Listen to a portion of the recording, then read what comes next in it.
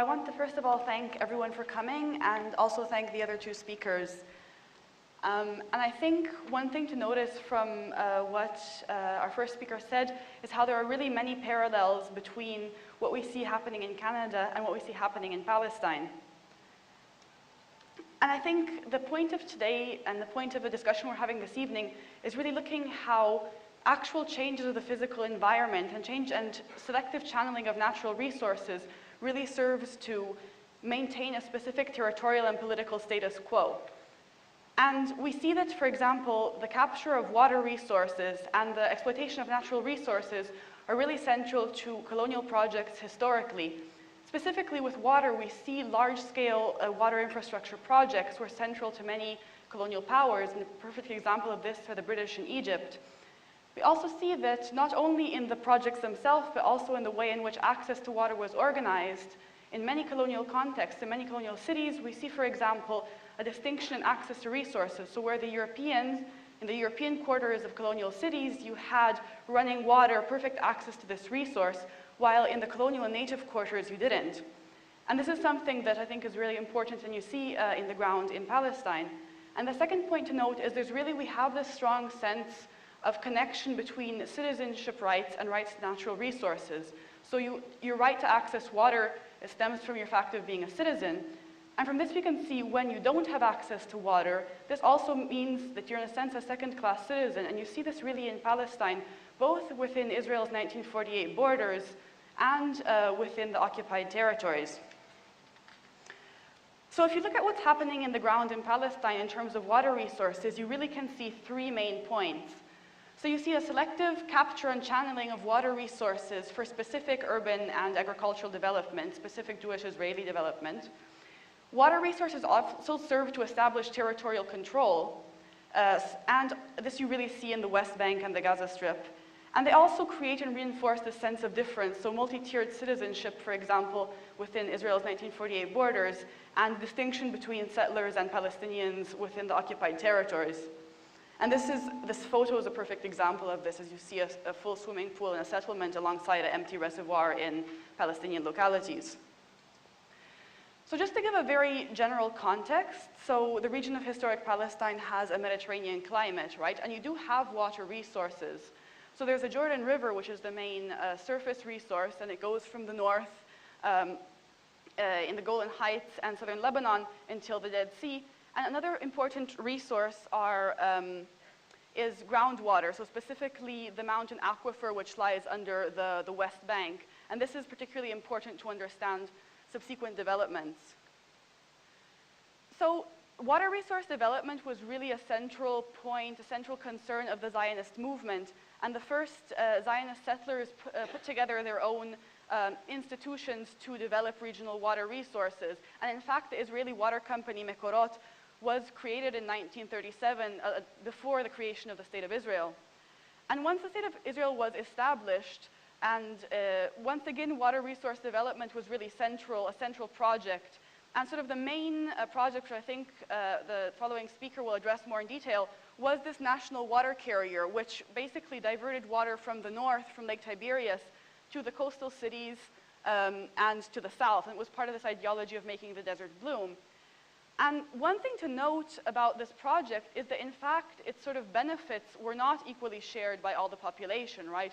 So for example, and this is a problem which still continues today, there are over 70 unrecognized villages, both in the Galilee region in the north and in the Nakab region in the desert in the south, these are unrecognized villages which are not connected to the water network. And particularly in the south, the non-connection of these localities was part of a strategy to displace and move the population and concentrate the Bedouin population in the south in specific townships. So there's really this connection between water and territory and displacement of population. And this is something which we see today also happening in the West Bank, and I'll get into this in more detail later. So in the West Bank and the Gaza Strip were occupied in 1967. And here, particularly with the West Bank, which held valuable water resources, the Israeli state really, one of its central concerns was to assert control over these water resources and to develop them and channel them to its urban and agricultural settlements. So this was done basically in two ways. Firstly, by changing the legislation. So essentially the West Bank came under military rule with the occupation in '67, and two key military orders. Military Order 92 put all water resources under Israeli control, and Military Order 158 established a permit system to water resource development, which meant that anything including the improvement of a well could require a permit. And of course, there was a very low number of permits accorded. Another point, the Jordan River, which had been a sort of a traditional important source of water, was declared off limits. It was a closed military zone. So on the one hand, you have these limitations to Palestinian resource development. On the other hand, you have an expansion of Israeli resource development in the territory. So you have a series of deep wells, specifically in the Jordan Valley, which is the area on the right of the map. And these were really central to the settlement expansion. So these deep wells basically served to support agricultural settlements in the Jordan Valley. And in 1982, Mekorot, which was the Israeli National Water Company, took control of all water infrastructure in the territory, and it began to further develop it in order to really support the settlement enterprise.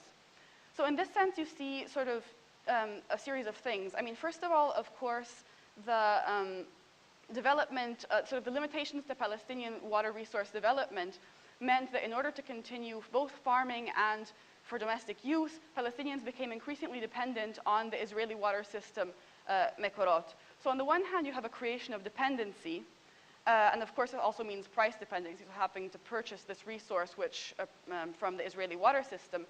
And on the other hand, you really have the establishment of territorial control over the area by developing the water infrastructure, right?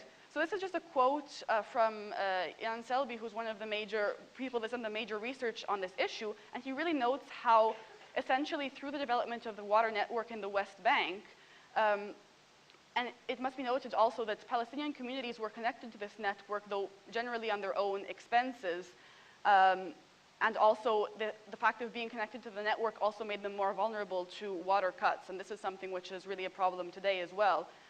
So essentially, the West Bank was really drawn into the Israeli infrastructural system. And we see this in water, but we also see this in a lot of other infrastructural systems, for example, roads.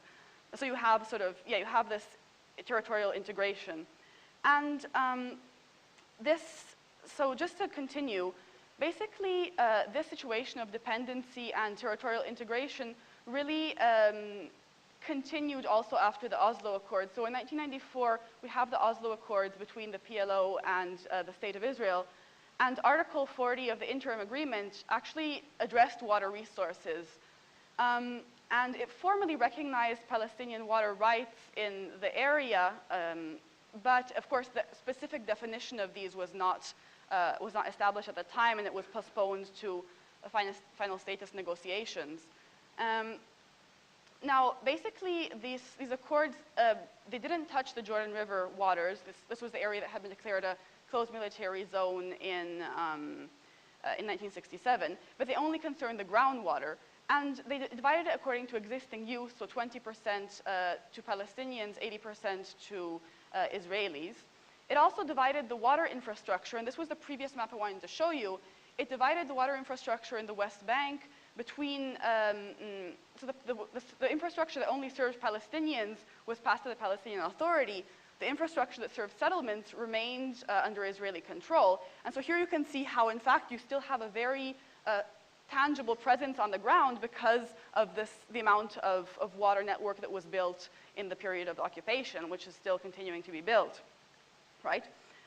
So also at this time, there was also a mechanism set in place to define further water development in the West Bank. This was a joint water committee. And this held equal representatives of Palestinians and Israelis on the board, but all decisions were made by consensus, so effectively any project could be blocked by this body.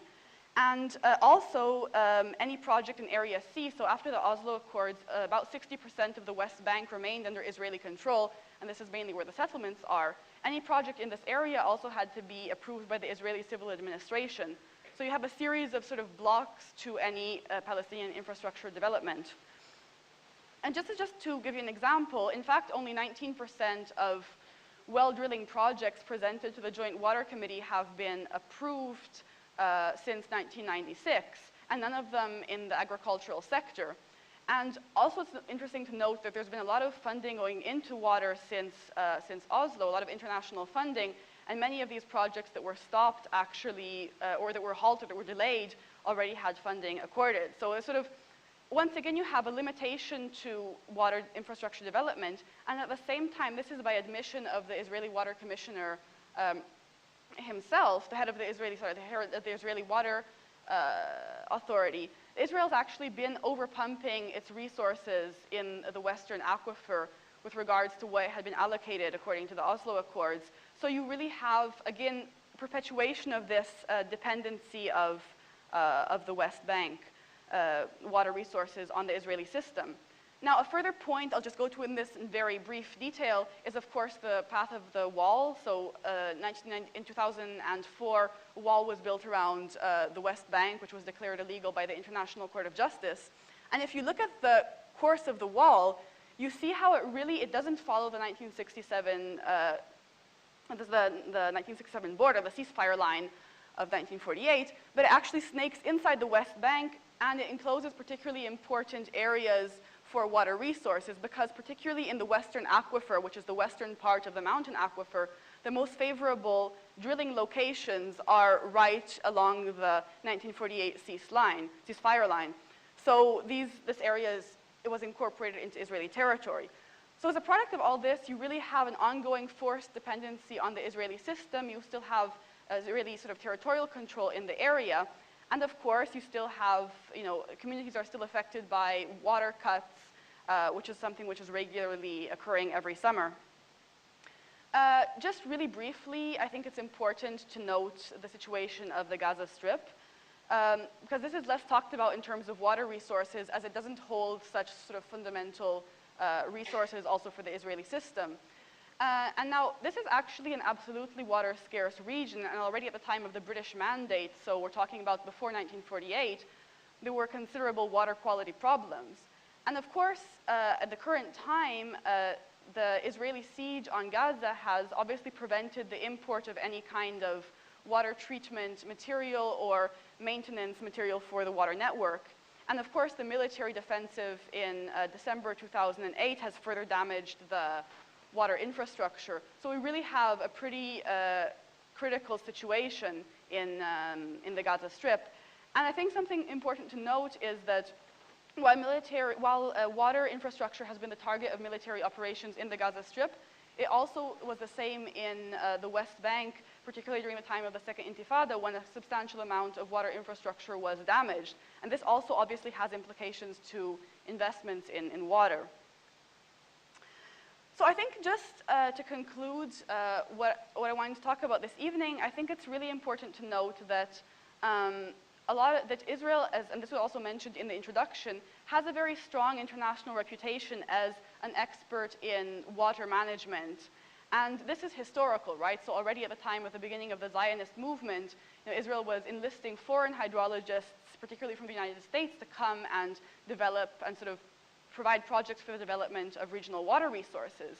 And over time, Israel established itself as sort of an authority, particularly in water-saving technologies.